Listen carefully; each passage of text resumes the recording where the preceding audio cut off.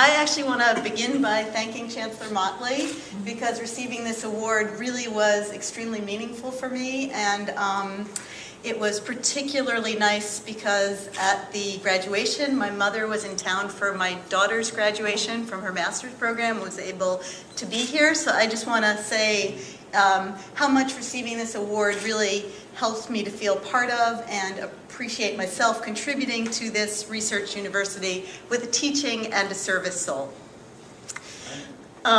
So I'm going to quickly talk about the kind of research I've been doing over my career, and then end with a project that I've been working on for the past few years here at UMass Boston and that I hope will launch. But research is actually very much like dancing in that it takes, and I also want to end by talking about sort of what's involved in doing research at UMass Boston and the number of dancing partners and collaboration and synchrony required.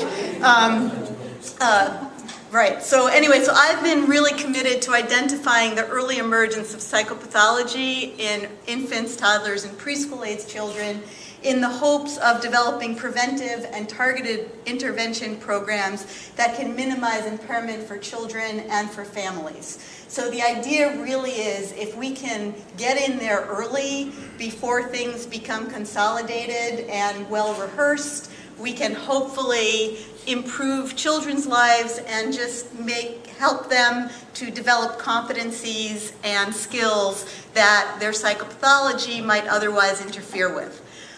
When I started back in the mid to late 80s, early 90s, we had an immediate problem, which was that there were actually no assessment tools to measure this problem of childhood psychopathology. So one of the first things I did with one of my students, Margaret Briggs-Gowan, was to develop some measures. And that actually took almost 10 years to pull off.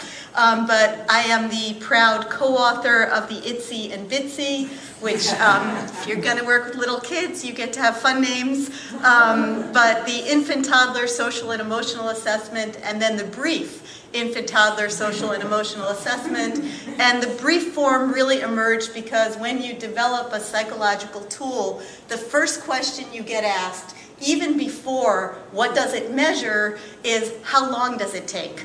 You know, so the ITSY was clearly too long for prime time. The BITSY still probably, people would like to make it the ITSY-BITSY infant-toddler social emotional assessment, but we haven't quite let people go there yet. I have really been very fortunate to be involved in a lot of different projects and collaborations over the years, and I really am someone who enjoys collaboration. I love developing new projects and thinking about methodology and how to improve things, and I do not work alone or in a vacuum, so really all of my work rests on the shoulders of many people. I'm responsible for many of the flaws, but many of the strengths are due to my strong collaborations and excellent colleagues. So I've been studying infant and toddler mental health in samples of convenience. So I started off doing a lot of observational work, recruiting people out of HMOs and screening for maternal depression and filming mother-infant interactions. And it was really watching those difficult observations that led me to want to quantify what was going on with infants and toddlers. When I first came here, and I was at Yale before here in the psychology department, with help from the UMass Boston Center for Survey Research, we were able to develop a really elegant sampling frame for doing an epidemiological study in the greater New Haven area. And based on this longitudinal study of a representative community sample of urban and suburban towns in a census region, which is very similar to what we see in Boston, we've learned that, in fact, infants and toddlers can evidence significant psychopathology. When I was first starting out, if I said infant mental health, people would look at me like I had at least two heads. These words could not possibly go together. Babies are so cute. Toddlers are so adorable. You know, they're just being kids. Why are you trying to pathologize them? This is not nice. But at this point, it's really clear that even as young as 12 to 18 months, we can begin to see serious problems like autism and anxiety disorders. We can see aggression that's not just the normal terrible twos, but actually goes beyond terrible twos and suggests early persistence of aggression that is actually a marker for what's going to continue and be big problems later on. And I often say I would much rather deal with aggression when I can pick a child up and contain them than when they're wielding arms. Basically, little ones really do evidence impairment, and it not only disrupts their own optimal development, but it also causes significant stress and strain to family members. So sometimes people are saying, well, we can't see impairment or difficulty in the baby, but that's because family members are twisting themselves into pretzels to do everything to help their child function as best they can. So I've also been advocating looking at impairment not only in little ones, but looking beyond the little one to look at the whole family system in order to understand when things might be going awry. We've also documented that these problems are not just a stage, so over and over again, parents complain that they went to the pediatrician, they said something was wrong, they explained what was going on, and the pediatrician said, oh, it's just a stage, wait, they'll grow out of it. In fact, when children are having significant problems, it may be just a stage. 50% of adolescents who have significant problems grow out of those, as do adults. But 50% of the time, which is comparable to what we see in older children and adolescents, it's not just a stage. And in fact, if children are having problems in multiple domains of social, emotional, and behavioral development, they're much more likely to persist with those problems. So if a child is showing elevated aggression and also having trouble going to sleep or staying asleep, that child is more likely to persist. For the past 6 or so years, since I had a very big birthday, I've decided that it's not good enough to just document that young children can have difficulty and then look at risk factors that can help us determine which children will go on to have even bigger difficulties, that it's actually time to try my hand at intervention science, that if I don't do it now, I will have gotten to the end of my career and every grant I write that says, and this will inform the development of preventive and targeted interventions, will be the work of someone else.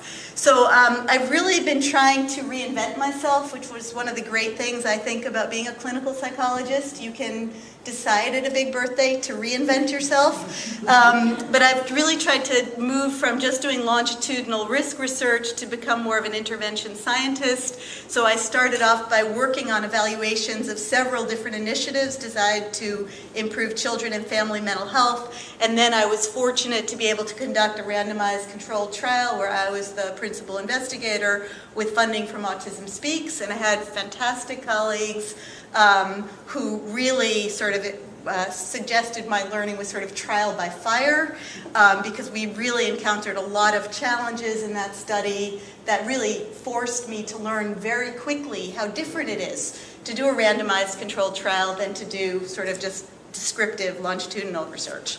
So I'm also very, very proud to have participated with my colleague Darcy Lowell in a study that placed Child First, which is a home-based intervention for poor urban multi-challenged families, on the list of empirically supported interventions and on the path to multi-state dissemination and implementation. This is a parent-infant psychotherapy intervention that also works with the children on developing skills.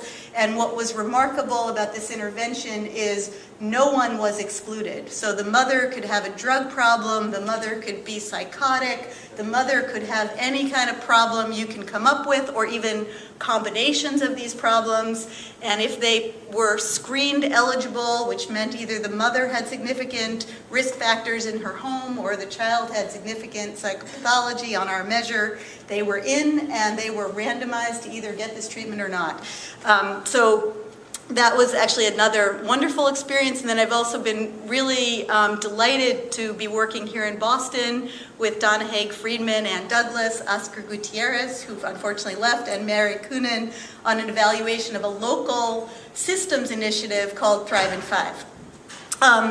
In the next 10 years, I'm hoping that I can leverage these new emerging skills of mine to develop preventive interventions focused on very young children exposed to potentially traumatic events and who are evidencing anxiety symptoms in our neighborhoods here in town. So I was pleased to see Chancellor Motley with his iPad in hand, because we're actually using iPads to collect data in local WIC offices, and mothers have been very happy to answer our brief questionnaires on our iPads or on paper in Spanish and English, and hopefully moving into Vietnamese. I'm doing this work with both Dr. Abby Eisenhower, but also with Juju Caldi, because we're hoping to add sort of an eye-tracking, more snazzy brain component to this research, because nowadays to get funding from certain federal institutes, you need to include the brain. And I'm also really believe that I could not do this work without the undergraduates and graduate students at this campus, because their multicultural, multi-talented selves really allow me to go into spaces like the WIC offices and communicate with families that I myself probably would not be able to pull off. So this is a great study to be doing on this campus, and I now believe only in the past 3 weeks that we might actually be able to succeed. We were doing, seriously, we were doing very well with mothers agreeing to fill out our screening packets. We were doing very well with noticing that in fact there's a huge amount of trauma in the mothers. 80% report some kind of traumatic exposure. 25 to 30% of children have been exposed to some potentially traumatic event. We're seeing lots of anxiety, unfortunately. But the key was everyone we talked to in the community say, you can offer some kind of program, you can serve food, you can offer babysitting, but they will not come. We do this all the time and no one shows up. And one of my graduate students, Nick Meehan, for his dissertation, is randomizing 2 different types of recruitment, either what he's calling enhanced recruitment, which involves phone calls, texts, other inducements to please come, or just you get your usual kind of invitation to a program. And we've offered 25 people invitations, but 3 showed up. So I've just been waiting for 1 to show up before I can pursue this, and we have 3. So I'm very optimistic that this might work. And at one point I thought for this talk of listing some of the personal attributes that lead to research success on this campus, and one of them was going to be pathological optimism, but I decided not to take that turn.